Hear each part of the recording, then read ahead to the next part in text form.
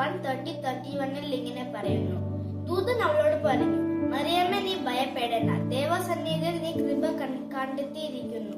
നീ ഗർഭം ധരിച്ചൊരു പുത്രനെ പ്രസവിക്കും. നീ അവൻ യേശു എന്ന് പേരിടണം. ഹൃദയത്തിന്റെ വാതിലുകൾ സ്നേഹത്തിനും കാരുണ്യക്കും തുറക്കാൻ നമ്മെ ഓർമ്മിപ്പിക്കുന്നു. മറ്റൊരാളുടെ മുഖത്ത് ഒരു പുഞ്ചിരി കൊണ്ടുവരാൻ ചെറിയൊരു ശ്രമം മതി.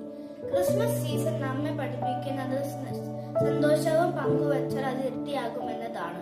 സന്തോഷവും സമാധാനവും നിങ്ങളുടെ ഹൃദയത്തിലേക്ക് എത്തട്ടെ. നന്മയും സ്നേഹവും മറ്റുള്ളവരുമായി പങ്കുവയ്ക്കാൻ ശ്രമിക്കുക.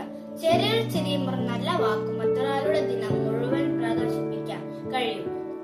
ക്രിസ്മസ് സീസണിന്റെ എല്ലാ ദിനങ്ങളും സന്തോഷവും അനുഗ്രഹങ്ങളും നിറഞ്ഞതാകട്ടെ. ഇന്നേ ദിവസം നമുക്കും നന്മയും സ്നേഹവും മറ്റുള്ളവരുമായി പങ്കുവയ്ക്കാനുള്ള ദിനം. മറ്റുള്ളവർക്കും സന്തോഷവും നൽകുന്ന കാര്യങ്ങൾ ചെയ്യാൻ പരിശ്രമിക്കാം, പ്രാർത്ഥിക്കാം.